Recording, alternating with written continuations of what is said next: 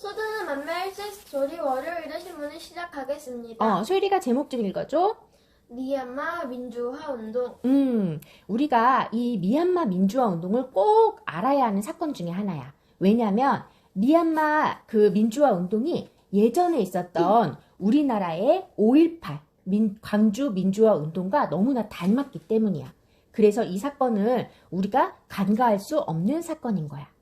이 미얀마라는 나라는 어떤 나라냐면은 영국과 일본에 의해서 식민 통치를 당했었던 나라였어. 그랬다가 1948년에 독립을 했어. 그런데 정치 지도자들의 권력 투쟁과 다양한 인종 간의 갈등으로 혼란을 거듭하면서 1962년에 쿠데타가 일어났어. 쿠데타가 뭔지 알아? 아니요. 쿠데타라는 건 무력으로, 그러니까는 힘으로 정권을 강제로 뺏는 거를 쿠데타라고 해. 그래서 쿠데타가 일어나서 군사 정부가 나라를 장악하게 되는 거야. 그러니까 군인들이 나라를 장악해버린 거야. 그래서 이 군사 정부가 장악을 하고 나서 미얀마에서는 사기업과 민간 기업 재산을 몰수를 해버렸어. 다 빼앗아가 버린 거야. 개인적으로 이 기업을 운영했던 사람들의 재산을 다 몰수를 해버린 거야. 그리고 민주적인 의사 표현을 억압했고 일당 지배체제의 안을 인정을 했대. 그러니까 무슨 소리냐면 우리가 하고 싶은 말, 나라한테 불만도 우리가 자유롭게 표현할 수 있지. 그런데 미얀마에서는 그렇게 절대 할 수가 없어. 북한에서도 그렇잖아. 그렇지? 그리고 우리는 여러 당이 있다고 했지. 하나의 당만 있으면 어때? 그 당이 전부 다 내 맘대로 모든 결정을 혼자 해버릴 수 있겠지. 그럼 그게 바로 독재야. 그런데 여기 미얀마에서 군사정부는 그런 식으로 했다라는 거야. 그랬다가 1988년도 8월 8일에 군부 독재에 맞선 시민들이 거대한 항쟁을 했어. 이 항쟁을 바로 8월 8일, 88년 8월 8일이라고 해서 8888 민주항쟁이라고 해. 이 혁명으로 군부는 1990년 5월 27일에 선거를 실시하기로 약속을 했어. 그리고 문민정부의 시대가 다시 온 거야. 즉 무슨 말이냐면은 독재가 들어서게 되면 이 국민들이 나라의 대통령을 뽑는 선거를 할 필요가 있어? 못하게 해. 독재 정치는. 그치? 그래서 못하게 했는데 이 8888 민주화 항쟁이 너무 크게 일어나면서 군부가 그래 선거하게 해줄게 이렇게 약속을 한 거야. 그러니 국민들이 선거를 해서 다시 자신들이 원하는 대통령을 뽑았겠지. 민주화가 되는가 싶었어. 그런데 2020년 작년에 대통령 선거를 했는데 이거는 잘못된 선거다, 부정선거다 이러면서 다시 또 이 군부가 쿠데타를 또 일으킨 거야. 그래서 현재는 미얀마 국민들이 민주주의를 쟁취하기 위해서 시위대를 조직해서 목숨을 걸고 군부와 지금 싸우고 있는 상황인 거야. 그러면 이 미얀마 민주화 운동이 왜 우리나라의 5.18 운동과 비슷하냐? 우리 5.18 운동은 어떤 운동인지 혹시 기억이 나? 우리나라의 11번째, 12번째 대통령 연임을 했어. 이 전두환 대통령이 어떤 식으로 대통령이 됐냐면 9대 대통령이었던 박정희 대통령이 1979년 10월 26일에 김재규라는 사람에게 총에 맞아서 피살이 돼버렸어. 갑자기 대통령이 사망을 했으니 어떻겠어? 급히 다른 대통령을 세웠어야 됐지? 네. 그때 대통령의 그 직업을 임시적으로 맡고 있었던 최규하라는 사람이 대통령이 갑자기 되게 된 거야. 그런데 혼란했던 틈을 타서 전두환이라는 당시에 보안사령관이었어. 쿠데타를 일으킨 거야. 그냥 정권을 강제로 뺏은 거야. 그래서 나중에 최규하 전 대통령을 강제적으로 내보내고 자신이 대통령이 된 거야. 독재가 된 거야. 그럼 사람들이 우리 국민들이 반겼을까? 아니요. 안 반기니까 막 시위를 했겠지. 1980년 5월부터 전국에서 집단적으로 시위가 막 일어나기 시작했어. 시위가 전국으로 확산되니까 이 전두환 대통령의 신군부가 5월 17일 오후 7시에 공수부대를 투입하는 명령을 내렸어. 5월 17일 밤에 11시 40분에 비상계엄이 전국적으로 확대되었음을 발표하게 됐어. 발표를 하고 전국에서 이 시위 운동을 했었던 대학생들이나 사람들, 재야 인사들을 다 잡아간 거야. 연행을 한 거야. 그리고 다른 곳의 시위들을 모두 진압을 했어. 그러면서 마지막에 전라도 광주라는 지역의 시위를 제압을 하기 위해서 탱크를 몰고 간 거지. 군인들이 전부 다. 이때 한 사망자가 218명 정도 됐고 행방불명된 사람이 363명이고 다친 사람이 5088명이고 기타 여러 가지 문제가 있었던 사람이 1520명, 총 7200여 명이 이때 사망하거나 다쳤었대. 그래서 정권을 잡고 대통령이 되게 된 이 전두환은 그 다음부터 국민들의 기본권을 빼앗았어. 우리는 직접 지금 선거를 하지. 대통령을 뽑거나 국회의원을 뽑을 때 우리가 직접 선거하지. 이거를 직접 선거제라고 해. 근데 직접 선거제를 하면 본인이 대통령이 될 수 있어? 없어. 그러니까 본인이 대통령이 되기 위해서 간접 선거제를 했어. 그러니까 국민들은 몰라.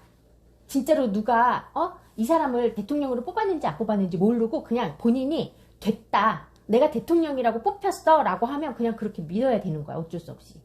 이래서 간접 선거제를 했고 대학교 안에 전투 경찰을 다 배치하고 학생들을 다 감시했어. 대학생들이 자유롭게 공부하거나 자유롭게 자신의 의견을 말할 수가 없는 거야. 그리고 또 국민들에게 무자비한 폭력을 행사했어.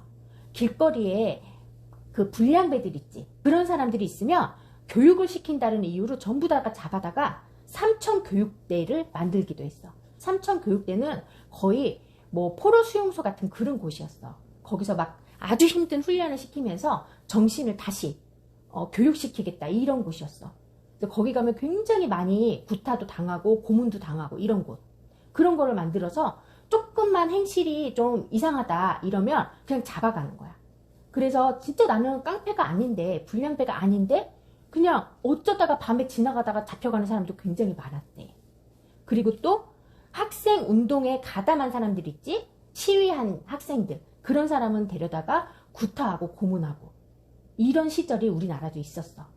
그러니까 전두환 대통령이 또 자기가 임기가 끝났는데 또 대통령을 하고 싶었겠지.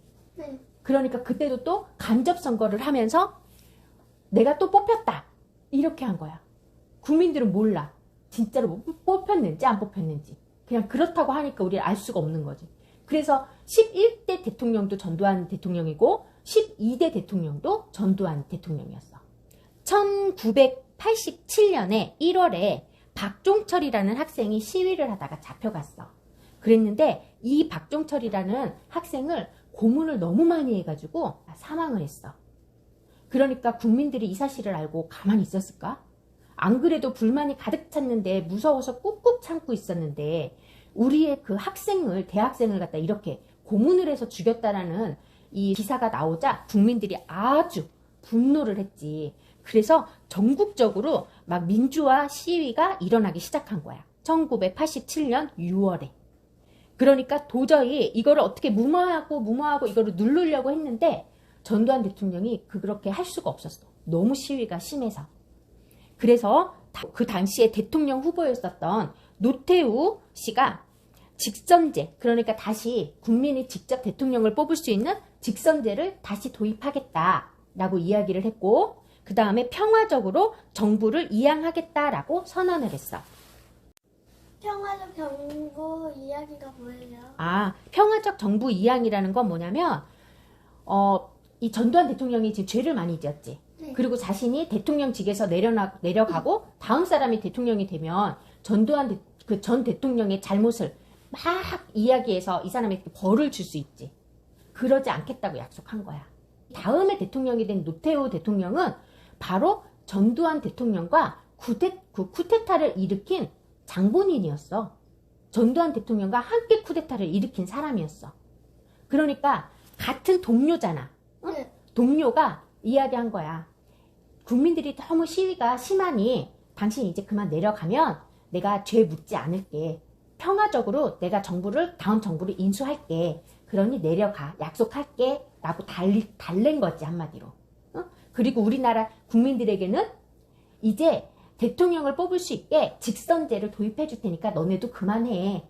이렇게 중간에서 얘기를 한 거야.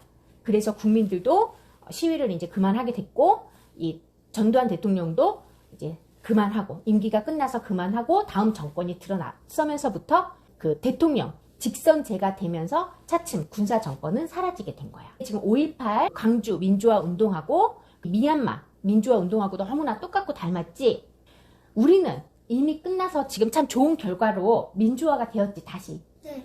근데 지금 그 우리가 예전에 겪었던 그 힘든 시기를 지금 미얀마는 지금 겪고 있는 상황인 거야. 지금 뭐요? 지금 계속 겪고 있어서 민주화 운동을 계속 하고 있는 거잖아. 이런 미얀마 국민들에게 응원의 메시지 한 번씩 얘기해볼까? 다효리부터 얘기해볼까? 그 미얀마 그 다치 간 사람들이 군부. 군부들한테 미얀마 사람들 다치게 하고 죽게 하지 말라고. 다치게 하고 죽게 하지 말라고 얘기해주고 싶어. 나유리는? 미얀마 사람들한테 힘내세요. 힘내라고 조금 더 견뎌보세요. 이렇게. 소율이는? 포기하지 말고 민주화를 다시 찾으세요. 그래. 그래서 엄마도 끝까지 굴하지 말고 저항을 해서 꼭 민주화를 이루기를 바란다고 얘기해주고 싶고, 미얀마 그 국민들에게 존경과 지지를 보내주고 싶어. 우리도 일본한테 당한 적 많은데. 그래도 우리는 포기 안 하고 이겨냈잖아요. 맞아. 우리는 일제강점기 때도 포기하지 않고 이겨냈었고, 그 다음에 우리 군사정부였었을 때도 포기하지 않고 이겨낸 적이 있었지? 네. 그래서 미얀마 국민들도 꼭 그렇게 됐으면 좋겠어. 자, 오늘은 이렇게 해서 우리 5.18 민주화 운동과 너무나도 닮은 미얀마의 민주화 운동에 대해서 이야기를 나누는 시간을 가졌어. 모두 수고했어요. 구독과 좋아요, 알림